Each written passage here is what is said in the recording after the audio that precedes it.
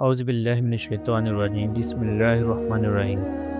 ہمارے ہاں کی لڑکیاں جب اپنی روایات سے بغاوت کرتی ہیں، بڑوں کی نافرمانی اور ان کی حکم عدولی، تو عموماً انہیں اس جسارت کی بہت بھیانک سزا اسی دنیا میں بھگتنی پڑتی ہے، ایک دردناک موت کی شکل میں۔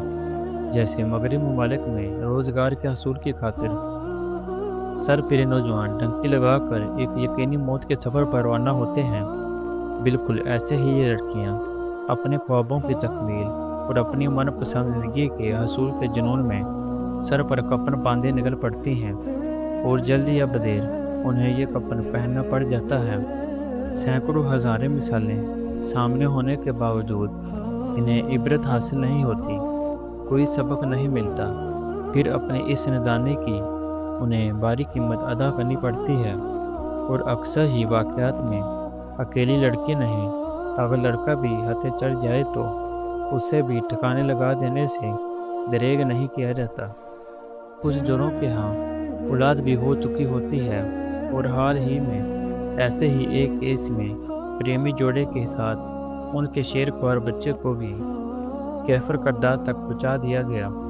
اور آج ایسا ہی ایک اور واقعہ رونما ہوا، جس معاشرت میں نوجوانوں کی پسند اور اسے کوئی مدد اور حمایت نہ حاصل ہونے کی بنا پر اگر وہ ایک حلال راہ اختیار کرتے ہوئے نکاح کر لیں تو انہیں ان کی زندگی کیوں نہیں جینے دیا جاتا، کیوں ان پر زمین تنگ کر دی جاتی ہے، اور موقع ملتے ہی پہلی فرصت میں ایک نکاح یافتہ جوڑے کو سیاہ کردار دے کر انہیں فنا کا گاٹھ اتار دیا جاتا ہے۔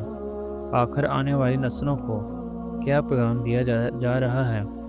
یہ کون سی غیرت ہے، کون سی ناموس ہے جو صدیوں سے ادبی ثقافتی وراثت کے درجے پر فائز لوگ رومانی داستانوں پر تو فخر کرتی ہیں، شادی شدہ عورتوں کے اپنے پرانے عاشقوں سے ناجائز مراسم پر مترجم نہیں ہوتی، ان کی چوری چھپے تنہائی میں ملاقاتوں پر کبھی پتبہ نہیں لگا۔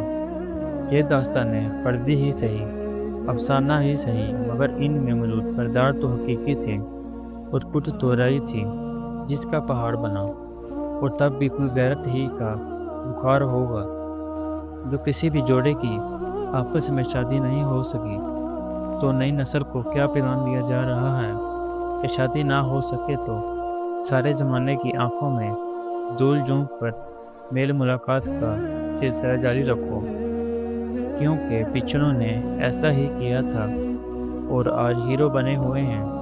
جب دین میں بتا دیا گیا ہے کہ دو نامحرم مرد عورت کی تنہائی میں تیسرا شیطان ہوتا ہے، اور معاملہ بھی عاشقی مشوقی کا ہو، تو لوگ رومانی داستانوں میں ایسے ہی مول کے پروردہ کرداروں کو کس بنیاد پر اثار و وفا کا استارہ بنا دیا گیا؟ ان کے مرکت مرجع خلائق بنے ہوئے ہیں، مگر آج کوئی ان سے زیادہ بہتر نکلے اور حرام عشق کے مواقع کو مسترد مسدود کرتے ہوئے حلال کی راہ اپنائے، نکاح کے رشتے میں منسلک ہو جائے تو وہ موت کا مستحق ہے۔ دین میں تو بتا دیا گیا ہے کہ رشتہ کن بنیادوں پر طے کیا جائے، مگر آج سب کے اپنے قاعدے قانون ہیں، اپنی شریعت ہے، اپنی عدالت ہے، جس میں اپنے شرعی حق کو استعمال کرنے کی سزا موت ہے۔ یہ نوبت کیوں آتی ہے؟ کیونکہ زمین پر خدا بنے ہوئے ہیں۔ اس دور کے فرعون کو اپنے حقوق اور اختیارات کا تو خوب اچھی طرح سے پتہ ہے، مگر باقی کے احکامات سے کوئی سروکار نہیں۔ ایک متوالی شریعت انہوں نے واضح کر رکھی ہے جو ان کے اپنی نسل کو بغاوت کا سبق سکھاتی ہے، اور بدلے میں اسے موت ملتی ہے، مگر باقیوں کو سبق نہیں ملتا، عبرت حاصل نہیں ہوتی۔ ایسا ہوا ہوتا تو ابھی تک گھر سے فرار ہو کر خفیہ نکاح کی پاداش میں قتل و جدال کی رسم جاری نہ رہی ہوتی۔ امید کرتا ہوں آپ کو ویڈیو اچھی لگی ہوگی۔ Please subscribe my YouTube channel.